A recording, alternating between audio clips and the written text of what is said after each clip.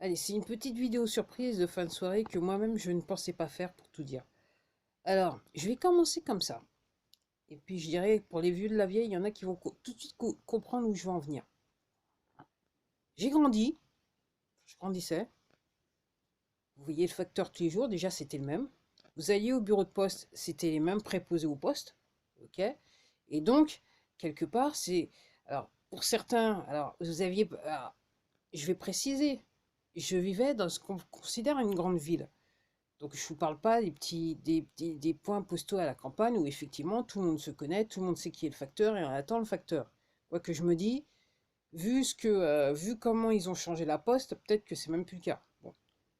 Dans les grandes villes, donc vous aviez toujours le même facteur, il connaissait les gens à qui il livrait les lettres et compagnie. Vous alliez à la poste, on vous connaissait, enfin on savait plus ou moins. Le préposé au poste, c'était toujours le même. Ok. Et pourquoi je dis ça, c'est que tous les problèmes qu'on a maintenant, que je dirais que les gens avec les problèmes, les colis qui sont pas livrés, les trucs, les colis qui sont pas livrés, on vous laisse pas des dépôts, on vous laisse pas le papier pour vous dire qu'il est réellement à la poste, et donc le colis il attend de repartir et tout ça. Fut un temps, un colis vous était pas livré, on vous laissait pas de machin, mais si vous alliez à la poste, le préposé se souvenait que c'était vous, vous habitez là, et qu'il y avait un colis pour vous, et il vous aurait dit, tiens, bah, il y a un colis, j'ai un colis pour vous. Ou le facteur vous aurait vu, il vous a dit, tiens, j'ai un colis pour vous. Ah, maintenant, c'est plus possible. Hein. Maintenant, il repart dans machin. La dernière fois que j'ai cherché je me suis retrouvée avec un colis qu'il fallait que je recherche. Alors, entre les coups de téléphone et machin, et le mieux, c'est que le colis était bien à mon bureau de poste, mais personne ne m'avait dit qu'il était au bureau de poste. Donc, il a eu le temps de repartir là dans leur espèce comment ça s'appelle encore, l'espèce d'entrepôt. Je leur ai dit, vous faites ce que vous voulez, mais il faut ramener, enfin, moi j'ai pas, enfin, c'est pas possible quoi. Donc, en fait, ils m'ont relivré le colis en colissimo. Il est arrivé tout de suite quand même. Donc vous voyez où je veux en venir. Donc pourquoi je dis ça? C'est que, honnêtement, j'en ai marre. Je vais vous dire quoi j'en ai marre. Des gens qui disent oh, ça me concerne pas. Oh, machin chose. Oui, mais c'est pas de ma faute parce que c'est l'ordinateur qui dit, et donc maintenant que c'est l'ordinateur, la procédure est faite, je peux plus rien faire. J'en ai marre. J'en ai marre. Alors, pourquoi je dis ça? C'est que fut un temps, moi, quand je grandissais, vous aviez un problème avec qui que ce soit. Déjà, d'une, vous pouviez parler aux gens. Ok, vous pouviez trouver des gens qui géraient des cas bien précis, donc c'était identifiable. Vous pouviez utiliser le téléphone, parler aux gens, et les gens pouvaient vous aider. Là, maintenant, et c'est fait par dessein.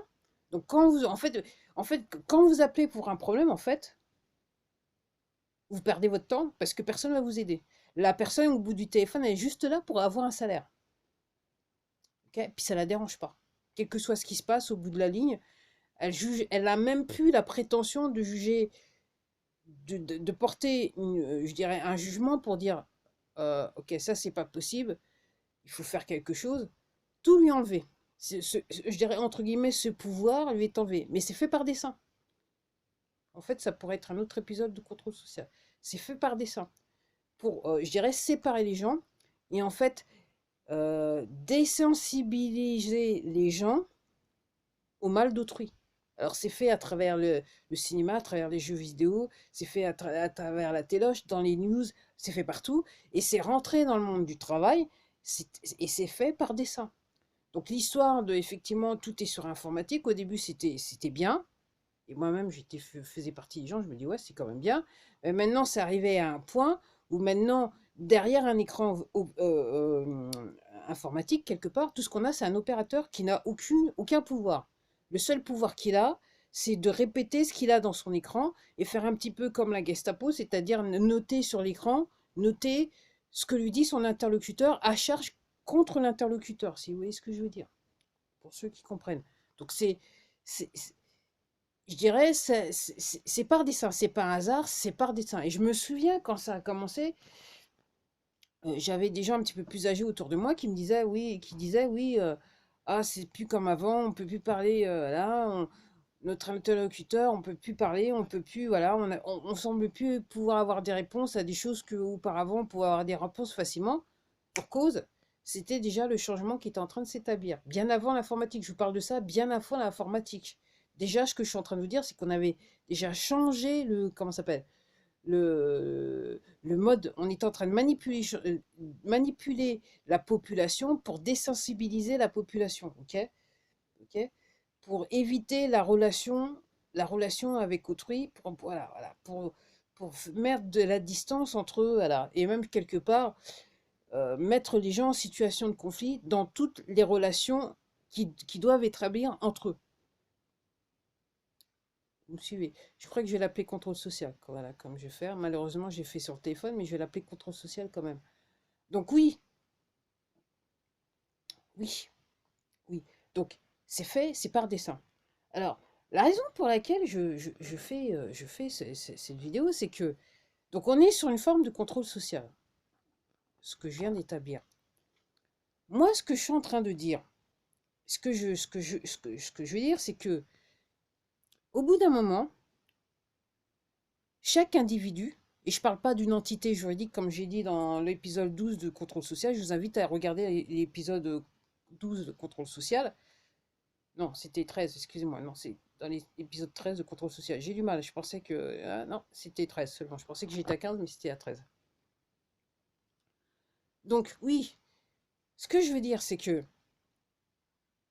en tant qu'individu, l'individu a un sens moral. Depuis des années, on essaye d'éliminer le sens moral qu'a l'individu. Donc c'est inné. C'est inné dans l'individu un sens moral dans le sens que euh, l'individu est à même de ressentir la notion d'amour. Ok, donc la notion de vouloir aider son prochain.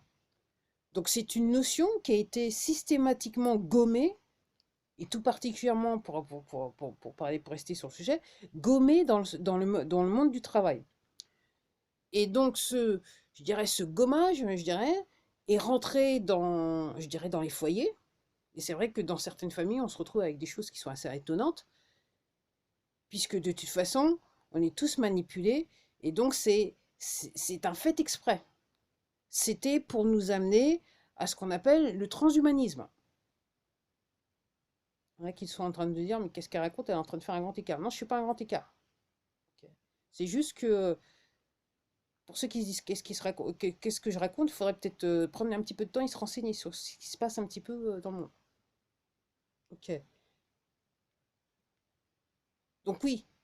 Donc, et ce que je veux en venir, c'est que, parce que nous sommes des individus avec un sens moral, pour certains, alors, le sens moral est toujours là, bien qu'on fasse le maximum pour gommer ce sens moral, il est toujours là, quelque part, enfoui au fond de nous. Et pourquoi je disais au début de cette vidéo, j'en ai marre, c'est que, au bout d'un moment, bah, faut savoir prendre ses responsabilités.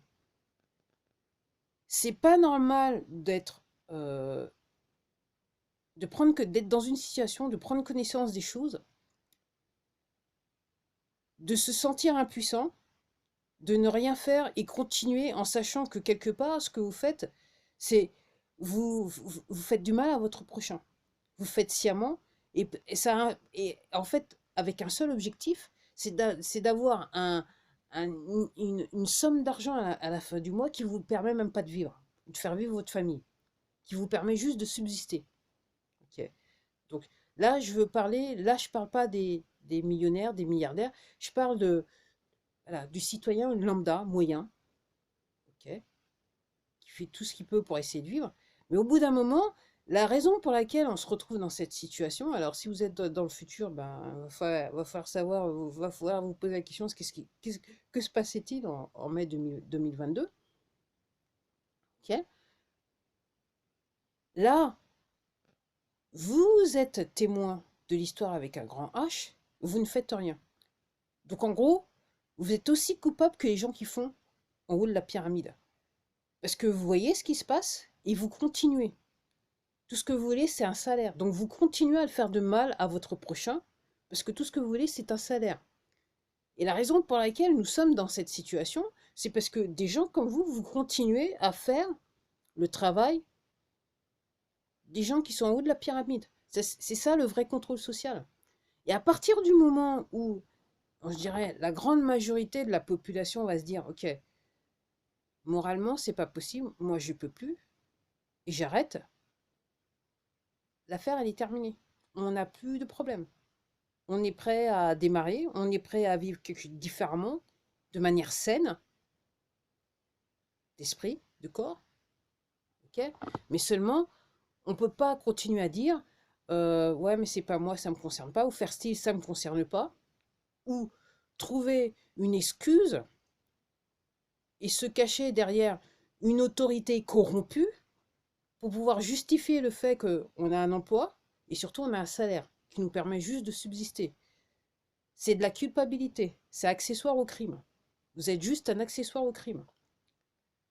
Et donc grâce à vous, cette situation, donc qui a commencé pour les gens qui me regardent dans le futur, qui a commencé en 2020, continue parce qu'on est dans une situation où il y a énormément de gens qui continuent à être accessoires à un crime, qui est un crime contre l'humanité.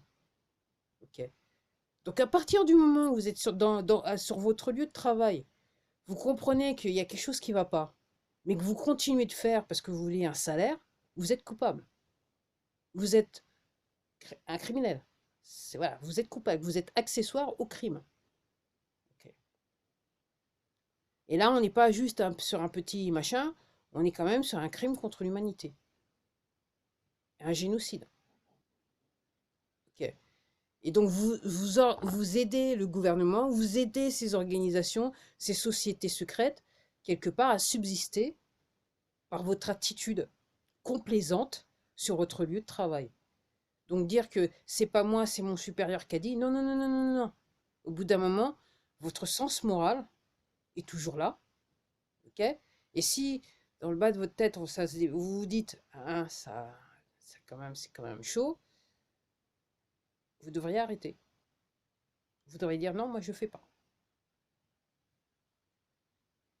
Voilà, donc c'était voilà. Donc ça fait partie du contrôle social, c'est distancer les gens les uns des autres, ça fait partie de la manipulation, c'est fait à dessein, ça fait des années que ça dure, ils ont travaillé dur, et là on arrive à un moment, on arrive à ce que je suis en train de dire, c'est qu'on arrive à un stade, l'informatique devient, je dirais, l'écran de secours, l'excuse pour pouvoir, je dirais, quelque part infliger le mal à autrui, ok, désensibiliser les gens, ok, et ça devient l'excuse, quoi.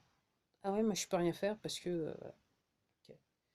Et effectivement, maintenant, je suis en train de réfléchir, et effectivement, donc moi j'ai vu le début de l'informatique rentrer je dirais dans le monde du travail, avant qu'on dise que c'était juste des gamins qui savaient pas trop ce qu'ils voulaient, c'était, voilà. Il y a beaucoup qui ont dit, de toute façon, c'est juste, comment dirais-je, c'est juste une mode. Mes parents aussi disaient, c'est juste une mode. Seulement, c'est une mode là maintenant qui nous fait bien chier, qui est bien engrenée, et c'est une mode qui sert à nous soumettre.